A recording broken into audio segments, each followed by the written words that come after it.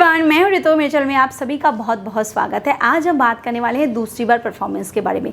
दूसरी बार मैं इसीलिए परफॉर्म को हाईलाइट कर रही हूँ क्योंकि काफ़ी सारे पुरुष के केस में पहली बार से ज़्यादा दूसरी बार की परफॉर्मेंस ज़्यादा मैटर करती है, ज़्यादा इंपॉर्टेंट होती है। इसके पीछे वजह यह होती है कि कुछ पुरुष ऐसे होते हैं जिनको रोज़ाना करने का मौका नहीं मिलता, जिनकी लाइफस्टाइल ऐसी होती है जैसे कि जिनको हफ्ते में एक बार, महीने में एक बार या फिर 15 दिन में एक बार करने का मौका मिलता है। उनकी लाइफस्टाइल ऐसी हो सकती है, उनकी जॉब ऐसी हो सकती है कि वो अलग अलग रहते हो, या फिर बहुत केस में ऐसा होता है कि नर्वसनेस पहली बार उनके डिस्चार्ज को हमेशा जल्द में कर देती है, और जब वो दूसरी बार परफॉर्म करते हैं तो उनका डिस्चार्ज ठीक ठाक होता है, अकॉर्डिंग टू देयर डिज़ायर या फिर अकॉर्डिंग टू देयर सेटिस्फेक्शन ही होता है। कुछ पुरुष के केस में ऐसा होता है कि पहली बार ढीला ढाला होना या फिर उस तरीके से ना होना, फिर जब वो दूसरी बार करते हैं तो फिर उनका परफॉर्मेंस और बेटर होता है।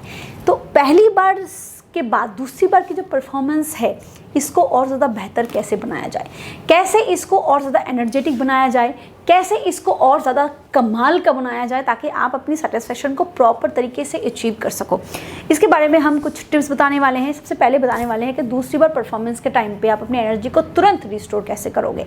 दूसरी टिप्स में बताने वाले हैं कि आप लॉन्ग टर्म में क्या करोगे जिससे कभी भी आपको थकान की समस्या नहीं होगी, कभी भी आपको ये जो बहुत बार होता है ना कि हमें मौका नहीं मिलता या फिर हमारे पास वो कंडीशन नहीं होती कि हम इंस्टेंट कुछ कर सके, तो उस केस में भी आपकी बॉडी आपको धोखा ना दे जाए तो वो आप क्या कर सकते हो। और तीसरी टिप्स बताएंगे गलती आप क्या करते हो जिससे दूसरे परफॉर्म करने में आपको दिक्कत होती है।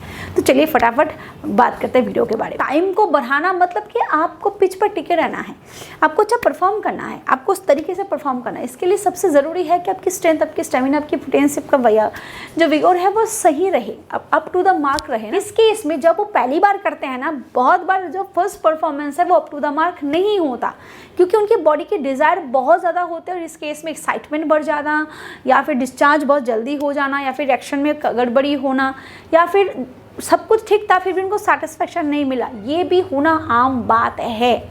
इसीलिए जब वो दूसरी बार परफॉर्म करने जाएंगे ना, औरतों के केस में क्या होता है, औरतों की कोई रिफ्रेक्टरी पीरियड नहीं होती उस तरीके से। अगर मैं बताने जाऊँ डेफिनेटली होती है, बट औरतें अगर चाहें ना तो बिना किसी डिज़ायर के भी वो अपने आप को रेडी कर सकते हैं, बट पुरुष ऐसा नहीं कर सकता। पुरुष को वक्त लगता है, पुरुष को वक्त देना होता है। देखिए, जो पुरुष होते हैं ना, उनकी रिफ्रेक्टरी पीरियड बहुत चीज़ों पर डिपेंड करते हैं। उनका टेस्टोस्टेरोन लेवल कैसा है, उनकी बॉडी में स्ट्रेस, डिप्रेशन उनकी किस लेवल पे है, उनकी बॉडी में जो ब्लड फ्लो है वो कैसे साथ देता है, इन सारी चीज़ों पर डिपेंड करता है। टेस्टोस्टेरोन हमेशा हाई होनी चाहिए, टेस्टोस्टेरोन हमेशा अप टू द मार्क होनी चाहिए। ये चीज़ का ध्यान रखिए कि टेस्टोस्टेरोन लेवल अगर घटेगा ना तो आपकी सेक्सुअल हेल्थ की बैंड बच जाएगी। इसमें रिफ्रेक्टरी पीरियड पर थोड़ा सा ध्यान दें कि मर्दों की इसमें रिफ्रेक्टरी एज पर डिपेंड करती है, टेस्टोस्टेरोन पर डिपेंड करती है। अगर आपकी एज 20 से 30-35 साल की उम्र के बीचों बीच है, थोड़ा सा खुद पे कंसंट्रेट करो, थोड़ा सा फोरप्ले पे कंसंट्रेट करो, तो आप आधे से 1 घंटे के बीचों बीच ही अपने आप को दोबारा रेडी कर सकते हो। चाहे आप 2 घंटे का वक्त भी ले सकते हो, 3 घंटे का ले सकते हो, बट मैं बता रही हूँ कि आधे से 1 घंटे में ही दोबारा अपने आप को रेडी कर सकते हो अगर आपका टेस्टोस्टेरोन लेवल ठीक ठाक है और आप खान पान का अपना ध्यान रखते हो, आपकी जो बॉडी में जो थकान की समस्या है ऐसी वगैरह कुछ नहीं है। बट इंस्टेंट आप क्या करोगे जिससे आपकी एनर्जी उस लेवल पे जाए, तो इसके लिए आप कोई भी ऐसा फल का रस ले सकते हो, कोई भी ऐसा फूड ले सकते हो जो आपकी एनर्जी को तुरंत स्पाइक अप करे। और इसके लिए आप अनार का रस, आप तरबूज का रस, आप गन्ने का रस, आप मौसम्बी का रस, या फिर आप चाहो तो नींबू पानी भी पी सकते हो। ये आपके इंस्टेंट एनर्जी को रिबूस्ट करने में बहुत ज़्यादा मदद करता है। चाहो तो आप दूध भी ले सकते हो, बादाम वाला दूध ना सही गर्मी के टाइम पे ये सारी चीज़ें अवेलेबल होती है। और अगर रात का टाइम है ना दोस्तों, तो आप अपने आप को सिंपली थोड़ा सा वक्त दो। और दूसरी बात ये है कि ये सारी चीज़ें ना फ्रेश होनी चाहिए, पैकेट वाली चीज़ से अवॉइड करो क्योंकि जो प्रिजर्वेटिव्स होते हैं उसमें केमिकल होता है, एडेड कलर होते हैं जो कि आपकी हेल्थ के लिए अच्छा नहीं होता। तो आप फ्रेश फल का रस ही लो, ये इंस्टेंट आपकी एनर्जी को रिबूस्ट करने में बहुत ज़्यादा मदद करता है और आपकी दूसरी बार की परफॉर्मेंस भी धमाकेदार होती है। अब दूसरा टिप में हम बताने वाले हैं कि आप लंबे समय तक अपने, अगर आपको चाहिए कि आप बहुत बार नहीं होता यार फल का रस, हमेशा हम हाथों हाथ कैसे होता है, बहुत बार हम कुछ भी प्लानिंग नहीं करते और ऐसे हो जाता है, कुछ भी प्लान करके हम नहीं चलते। तो उस केस में लॉन्ग टर्म इन्वेस्टमेंट बहुत इंपॉर्टेंट है। और आप लॉन्ग टर्म इन्वेस्टमेंट क्या होता है, अच्छी सेहत पे ध्यान देना, खान पान पे फोकस करो, सिगरेट अल्कोहल जितना हो सके यार कम ले लो क्योंकि वो बॉडी में ऑक्सीडेटिव स्ट्रेस को बढ़ाता है, टॉक्सिन्स को बढ़ाता है। आप ऐसे खान पान पे फोकस करो जबकि टेस्टोस्टेरोन को हमेशा बरकरार रखने में मदद करता है, क्योंकि जंक फूड वगैरह ना हमारे बॉडी में कोलेस्ट्रॉल को बढ़ा देता है, हमारी डिजीज़ को बढ़ा देता है, हमारे बॉडी में ऑक्सीडेटिव स्ट्रेस है उसको बढ़ा देता है, जिससे हमारी बॉडी में टॉक्सिन्स बढ़ते हैं, टेस्टोस्टेरोन लेवल कम होता है। कोई भी इसीलिए कोशिश करें कि जो हरी सब्जियां हैं, फ्रूट्स वगैरह हैं, दाल है, इन सारी चीज़ों का ज़रूर कंज्यूम करें, नट्स का कंज्यूम करें, जिससे आपकी बॉडी में टेस्टोस्टेरोन लेवल हाई हो।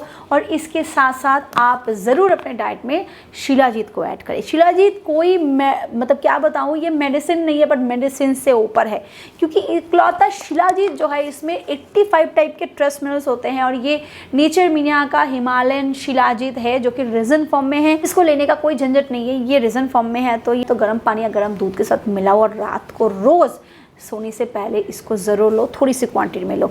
इसमें 85 टाइप के ट्रेस मिनरल्स होते हैं, इसमें 60% से भी ज़्यादा फॉल्विक एसिड है, इसमें iron, zinc, copper, magnesium, selenium, वो सारी चीज़ें मौजूद हैं जो आपके स्टेमिना, आपकी स्ट्रेंथ, आपकी पोटेंसी, आपके विगोर को बढ़ाने में मदद करता है, टेस्टोस्टेरोन को तेज़ी से बरकरार रखने में और बढ़ाने में मदद करता है, इसको बूस्ट करता है, आपके बॉडी सेक्सुअल हेल्थ को प्रमोट करता है।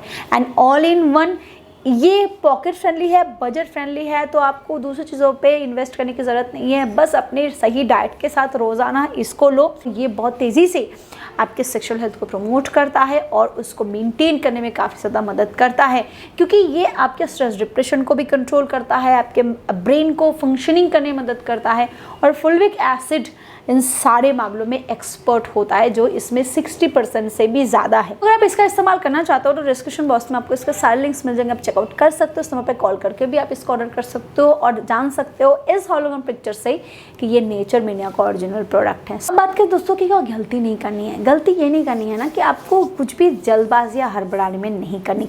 बहुत लोग होते हैं ना जो सोचते हैं कि मैं वियाग्रा इस्तेमाल कर लूँगा, मैं डीले स्प्रे का इस्तेमाल कर लूँगा तो मेरी सारी चीज़ें बहुत बढ़िया हो जाएगी, मेरा जो डिस्चार्ज है वो भी देर से होगा, मेरी रिएक्शन भी बहुत देर से रहेगी और मेरा परफॉर्मेंस नहीं। ऐसे सेक्सुअल हेल्थ को अच्छा नहीं बना जा सकता, ऐसे अच्छी तरीके से संबंध नहीं बनाए जा सकते। अगर आपको डीले स्प्रे का इस्तेमाल करना ही है दोस्तों, तो ध्यान रखें कि अगर आप दूसरी बार भी इसके बारे में परफॉर्म करने का सोचोगे ना, तो इसका असर लंबे समय तक रहता है। अगर आप वियाग्रा ले रहे हो और आप सोच रहे हो कि ये इरेक्शन को सही डोज बहुत इंपॉर्टेंट है, तो डॉक्टर से कंसल्ट करके ही ऐसी दवाइयाँ लो।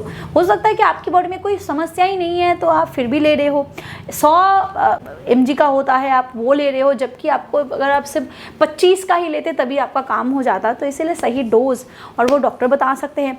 आप अगर डीले स्प्रे का इस्तेमाल कर रहे हो कि आपका थोड़ा जल्दी गिर जाता है, तब उसको मतलब कि थोड़ा बढ़ाना चाहते हो, ध्यान रखो कि अगर आप पहली बार में थोड़ा सा आपको दिक्कत होती है तो पहली बार इसका इस्तेमाल ना करो, बल्कि दूसरी बार आप इसका इस्तेमाल करो। कैसे करना है मैंने डिटेल्स में एक वीडियो में बताई है, चाहो तो वो वीडियो देख सकते हो। डेली स्प्रे इस्तेमाल करो या वियाग्रा का इस्तेमाल करो, कुछ भी इस्तेमाल करो, ध्यान रखो कि उसका असर लंबे समय तक रहता है, और हो सकता है कि आपके दूसरी बार के परफॉर्मेंस को बिल्कुल बिगाड़ दे, खराब कर दे और आप दूसरी बार परफॉर्म ही ना कर पाओ।